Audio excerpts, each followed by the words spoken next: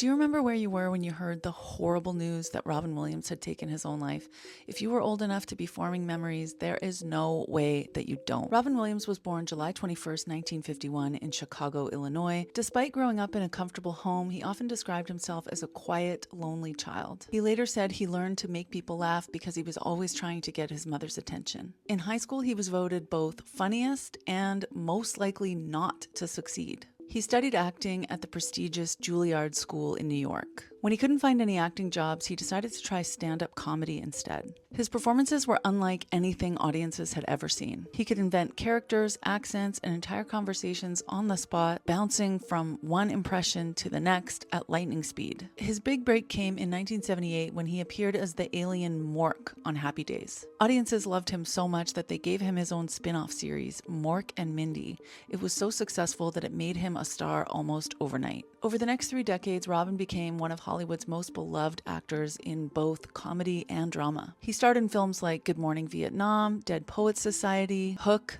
Aladdin, Jumanji, Mrs. Doubtfire, and Good Will Hunting, a role that earned him an Academy Award. He entertained U.S. troops around the world through the USO, co-founded Comic Relief USA, helping to raise around $80 million for people experiencing homelessness, and was admired throughout Hollywood not just for his talent, but for his kindness. He also battled cocaine and alcohol addiction in the late 70s and early 80s before getting sober after the overdose death of his good friend, John Belushi. In 2014, those closest to him noticed that something was terribly wrong. Robin developed severe anxiety, depression, insomnia, memory problems, and paranoia. Then on August 11th, 2014, the news shocked the world. Robin Williams had died by suicide in his California home. He was just 63 years old. I remember exactly where I was when I found out. It was unbelievable. If someone who seemed to have everything could be suffering this deeply, what does that mean for the rest of us? It challenged the comforting idea that fame, money, success, adoration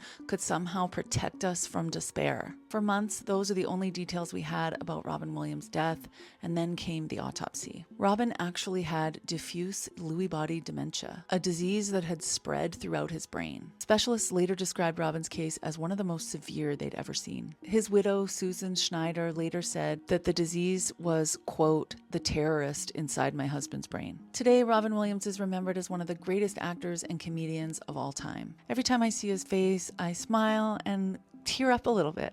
And honestly, that is a beautiful legacy for him to leave with us. Are you a Robin Williams fan? What's your favorite role that he played?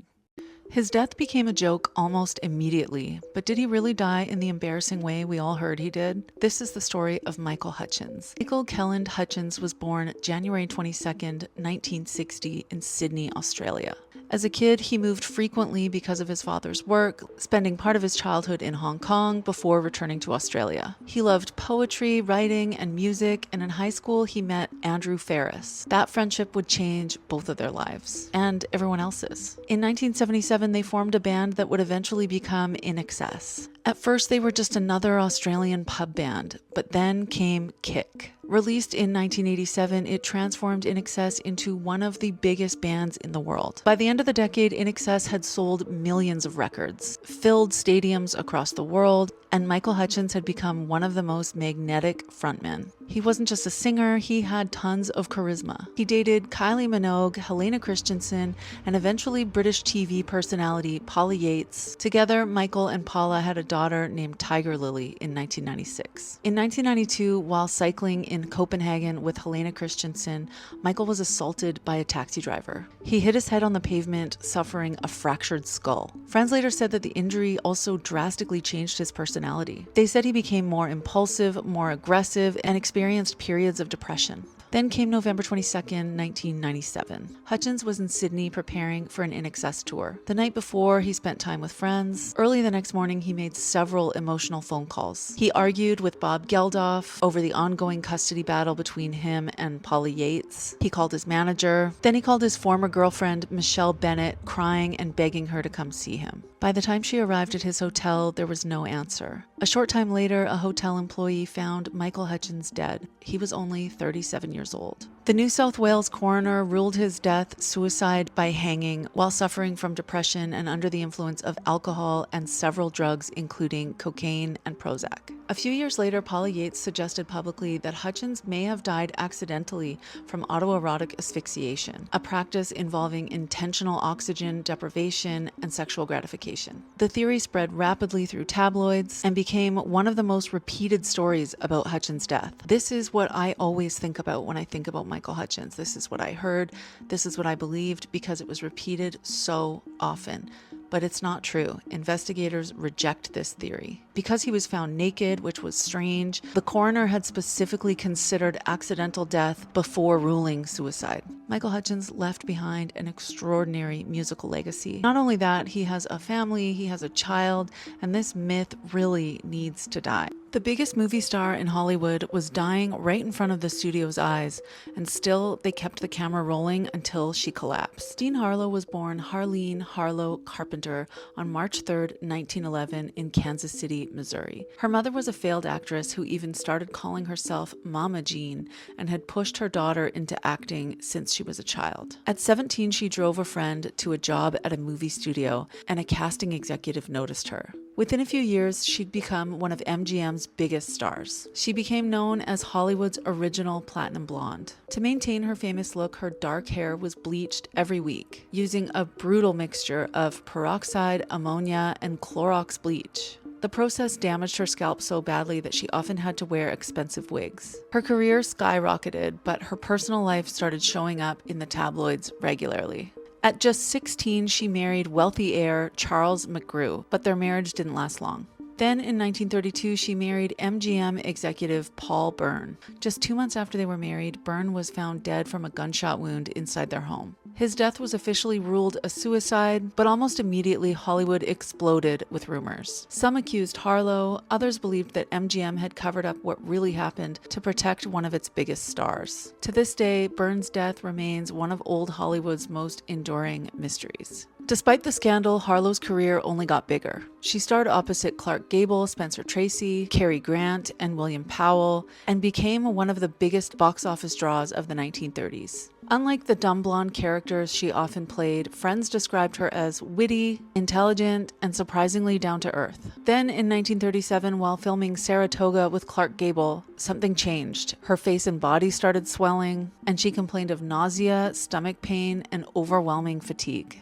Doctors believed she had a bad flu or possibly gallbladder trouble, so filming continued. But the people around her knew that something was terribly wrong. Clark Gable later said that when he kissed her goodbye, he smelled urine on her breath, which is a classic sign of kidney failure. By the time doctors realized what was happening, it was too late. Jean Harlow died on June 7, 1937, at just 26 years old. Some blamed the harsh chemicals used to bleach her hair. Others thought that her mother's Christian Science beliefs had delayed medical attention. Today, historians generally believe that Jean Harlow had been living with severe kidney disease for years. Her fiancé, actor William Powell, purchased a private marble crypt for her and left a handwritten note that simply said, "Good night, my dearest darling." MGM completed Saratoga using body doubles and released the film just 7 weeks after Harlow's death. It became the highest-grossing film of her career. Dr. Seuss shaped millions of childhoods, but his own story is far stranger and far more controversial than most people realize. Before he was Dr. Seuss, he was Theodore Seuss Geisel. Yes, that's how it's really pronounced.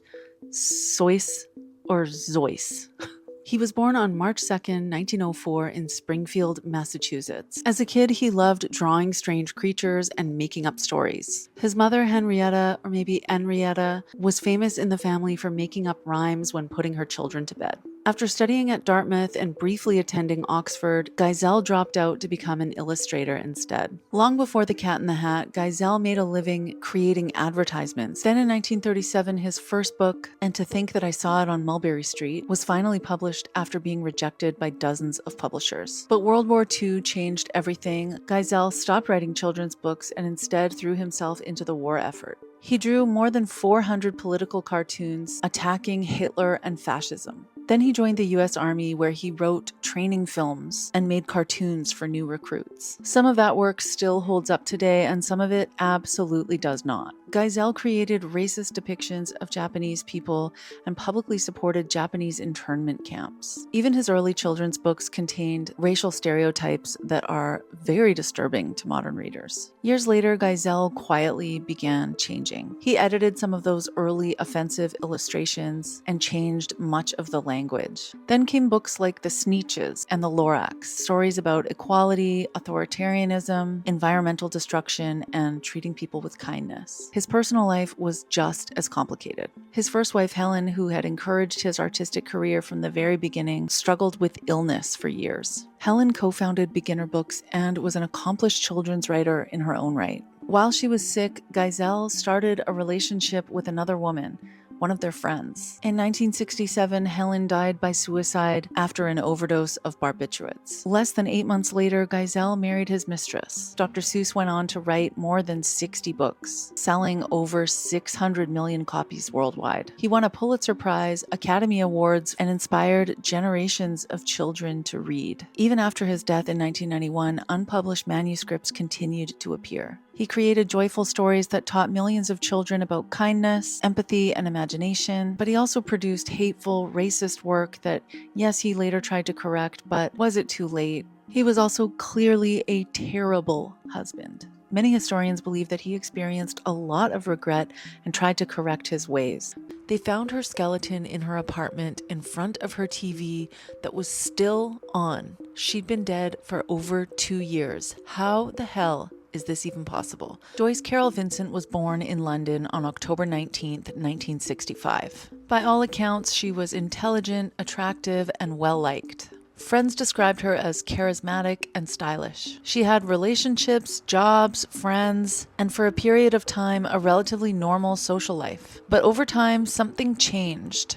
Throughout the late 1990s and early 2000s, Joyce became more isolated. She left jobs suddenly and increasingly disappeared from her loved ones' lives. She moved into a subsidized apartment building and didn't give any of her friends or family her new address. In November 2003, she was briefly hospitalized after vomiting blood and was treated for a peptic ulcer before returning home. Then, more than 2 years passed. No one heard from her. Her sisters tried to find her, but could only find old addresses, so her family just assumed that she'd cut ties with them completely for some unknown reason. After the housing trust building she was living in finally realized that she was late on some of her rent, they sent authorities to her apartment to investigate and found the door double locked from the inside.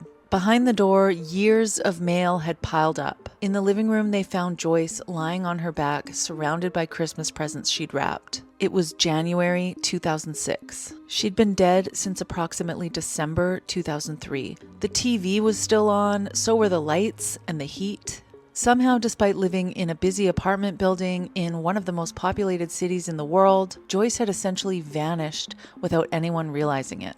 Part of the reason she remained undiscovered for so long was because her rent was being automatically paid by housing benefits. Neighbors later said they just assumed she'd moved away. The windows of her apartment didn't allow anyone to see from the outside, and the smell was attributed to nearby dumpsters. Over time, her story became a kind of modern urban legend, because people obviously found this idea terrifying, that someone could disappear completely while surrounded by millions of people. Her death was eventually ruled to be caused naturally, likely related to an asthma attack or complications from her ulcer. No exact cause could be confirmed because of how much time had passed before she was discovered. Joyce Carol Vincent was just 38 years old. When I watched the documentary about her, Dreams of a Life, back in 2016, I just about lost my mind. It seems impossible that someone could just disappear like that, but it can happen. You can be forgotten. No autopsy, a rushed burial, conflicting stories. More than 55 years later, people still don't believe he died in his Paris bathtub. Douglas Morrison was born December 8, 1943. He had 2 younger siblings and a naval officer father whose career forced the family to move constantly. As a side note here, I would just like to say that as an 11-year-old, I recited Ghost Song to my classmates who were absolutely horrified, and I always wondered why I never had any friends. Despite being exceptionally bright, he had a rebellious streak from an early age. One day, Jim met a keyboardist named Ray Manzarek, and one of the most iconic bands of all time was born. Soon, they recorded their self-titled debut album, and it exploded overnight. By 1967, the Doors were one of the biggest bands on the planet. Jim had met Pamela Corson in 1965. They both struggled with heavy substance use and broke up repeatedly, but always found their way back to each other. Jim drank heavily. He also regularly used LSD, marijuana, amphetamines, and cocaine. But one thing that's often misunderstood is that Jim was not a heroin user. By 1971, Jim looked and was exhausted. He and Pamela moved to Paris. On the morning of July 3rd, 1971, Pamela Corson called an ambulance to their shared apartment. She said she'd woken up around 6 a.m. to find Jim dead in the bathtub. The official cause of death was listed as heart failure. He was only 27 years old. There wasn't an autopsy performed. Under French law at the time, an autopsy wasn't required if there weren't obvious signs of foul play. Only a small number of people ever claimed to have seen Jim's body. On July 7th, Jim Morrison was quietly buried in a Paris cemetery. Many people believed that it was actually an overdose that killed Jim and not just heart failure. After Jim died, Pamela inherited his estate. Then, less than 3 years later, Pamela Corson died of a heroin overdose. Of course, there's the other theory that everyone has heard, which is that Jim Morrison never actually died at all. Jim Morrison sightings have been happening for more than half a century. As always, with any famous death, there are paranormal mysteries that pop up too. One of the most famous ones is this photograph taken by Tom Petty at Jim Morrison's grave.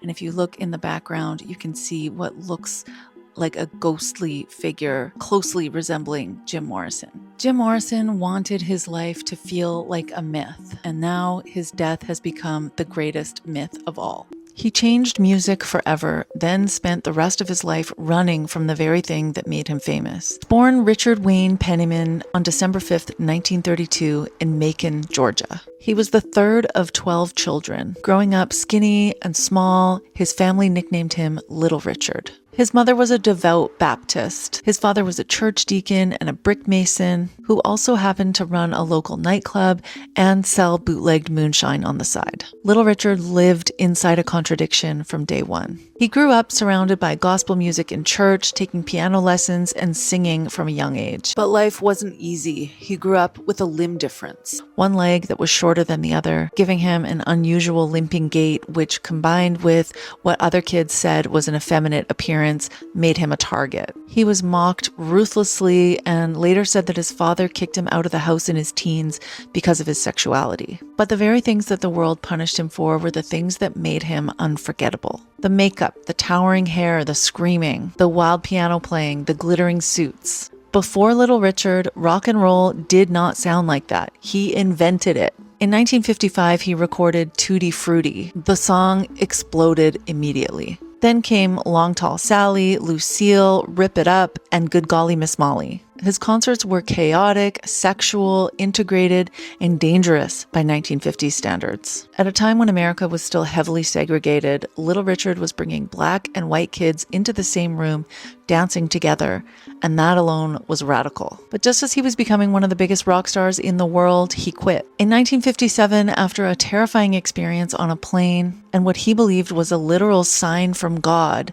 he abandoned rock and roll, enrolled in Bible college, and became a preacher. In the 1960s, he returned to music and toured Europe, where a small band called the Beatles opened for him. Paul McCartney learned his signature vocal style from mimicking Little Richard. Pretty much every frontman who screamed into a microphone at some point owes Little Richard big time. But behind the scenes, Little Richard's life was getting dark. By the 1970s, he was heavily addicted to heroin, cocaine, PCP, and alcohol. In 1977, after many personal tragedies, he quit drugs and returned yet again to religion. He struggled publicly with his sexuality for decades, sometimes referring to himself as gay, other times bisexual, and also omnisexual. Later, he denounced homosexuality because of his religious beliefs. On May 9th, 2020, Little Richard died of bone cancer at 87 years old. He called himself the architect of rock and roll, and he was right, and anyone who says that he wasn't has it wrong. What do you think? Are you a Little Richard fan? What's your favorite song? We all think we know Bob Ross, the voice, the happy trees, but the story behind his life and legacy isn't as simple as it looks. Bob Ross was born in 1942 in Daytona Beach, Florida. He grew up in a working class home. His father was a carpenter and his mother worked as a waitress. For a while, Bob worked with his father as a carpenter and actually lost part of one of his fingers in a workshop accident. At 18, he joined the U.S. Air Force and stayed there for 20 years. He rose to the rank of Master Sergeant, which meant authority, discipline, and a lot of yelling. Later, he said that he hated that version of himself. So when he left the military, he made a decision.